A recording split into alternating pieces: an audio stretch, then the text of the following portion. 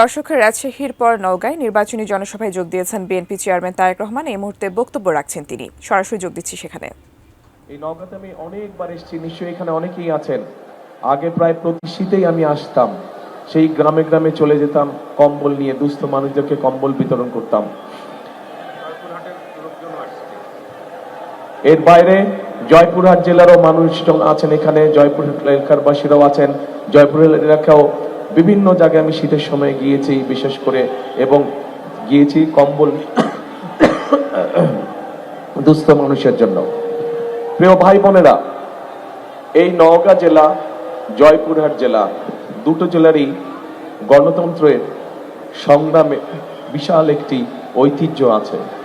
এই দুটো জেলায় আমরা দেখেছি, বিভিন্ন বাংলাদেশের অন্য জেলাগুলোর মতন এই দুই জেলাতে আমরা দেখেছি গণতন্ত্র পুনরুদ্ধারের আন্দোলনে এই জেলার মানুষ কিভাবে বিভিন্ন সময় তারা অবদান রেখেছে। কাজেই আমি সকলকে আজকে এই বক্তব্য শুরুর আগে আমি তাদেরকে সংগ্রামী শুভেচ্ছা এবং অভিনন্দন জানাই। প্রিয় ভাই বোনেরা, আমি যখন বক্তব্য শুনছিলাম, আমাদের ধানের শীষের প্রার্থী যারা যখন একজন একজন করে বক্তব্য রাখছিল, তো ওনারা তাদের এলাকার বিভিন্ন দাবি দাওয়া উপস্থাপন করছে যে আপনারা ইনশাল্লাহ আগামী 12 তারিখে ধানের শীষকে নির্বাচিত করে, সমগ্র দেশ থেকে ধানের শীষকে নির্বাচিত করে সরকার গঠন করলে এই এলাকা এবং জয়পুরহাট জেলা, দুই জেলায় কোথায় কি কি করতে হবে।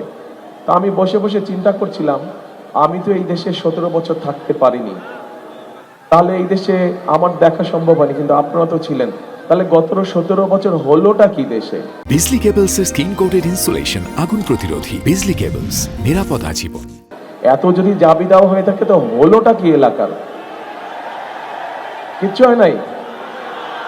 কেন কিছু হয় নাই? হ্যাঁ, কেন কিছু হয়নি? কারণ এই যে আপনারা যে 12 তারিখে ভোট দিবেন, ভোট দিয়ে আপনারা আপনাদের প্রতিনিধিকে নির্বাচিত করবেন, যেই প্রতিনিধির মাধ্যমে আপনারা আপনাদের এলাকার সমস্যাগুলো সমাধান করবেন। সেটি যেই সমস্যাই হোক না, সেটি রাস্তা হোক, স্কুল হোক, ব্রিজ হোক, কালভার্ট হোক, হাসপাতাল হোক, সেটি রেল লাইন নির্মাণ হোক, সেটি যে সবজি বলেন, আম বলেন, এগুলো রাখার জন্য হিমাগারের ব্যবস্থা করা হোক। অর্থাৎ যারা এলাকার মানুষের দলমত নির্বিশেষে সব মানুষের বিভিন্ন সমস্যাগুলো দেখবে, তাই তো এরকম মানুষই তো আপনারা চান, তাই না? যারা এলাকা দেখভাল করবে। সেই জন্যই আমরা দেখে শুনে বুঝে আমরা জয়পুরহাট থেকে 2 জন এবং নওগাঁ থেকে আমাদের দলের 6 জনকে আমরা নির্বাচিত করেছি, যাদেরকে এবার আমরা ধানের শীষের তুলে দিয়েছি। আসেন তো ভাই, আপনারা একটু সামনে আসেন তো। 6 জনে 8 জন, সরি 2 জনের 8 জন, শুধু প্রার্থীরা, অনলি প্রার্থীরা। দাঁড়ান, আমার পাশে দাঁড়ান। রানা আসতে ভাই, ধাক্কা মেরে না, তুমি ধাক্কা নিয়ে পড়ে যাবো। দাঁড়ান, যে কোনো দাঁড়ায় যান। এই যে হ্যাঁ, তুলেন, ধানের শীষ তুলেন। এই 8 ব্যক্তিকে আপনাদের সামনে আমরা দিয়েছি। এই 8 ব্যক্তিকে আপনারা 12 তারিখে নির্বাচন করবেন। 12 তারিখ পর্যন্ত আপনারা এদের সাথে থাকবেন। 12 তারিখে নির্বাচিত হলে ইনশাল্লাহ 13 তারিখ থেকে এরা আপনাদের সাথে থাকবে। ঠিক আছে তো? চিনেন সবাইকে? এদের দায়িত্ব দিয়ে দিয়েছি, নির্বাচিত হবে, নির্বাচিত হওয়ার পরের দিন থেকে এলাকার উন্নয়নের জন্য তারা কাজ শুরু করবে।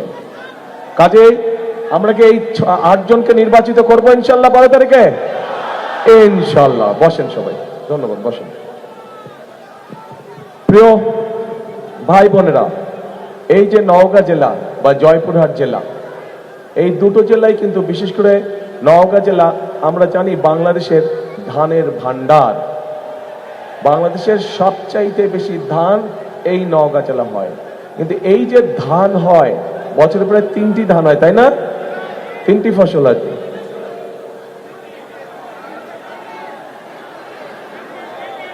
1 2 3, তাই তো কইলাম ভাই, আমি তো 1 2 3 বলছি। হ্যাঁ, 3। এই যে 3টা হয়, এটা কবে থেকে হলো? এটা শহীদ জিয়াউর রহমানের সময় থেকে এটা শুরু হলো।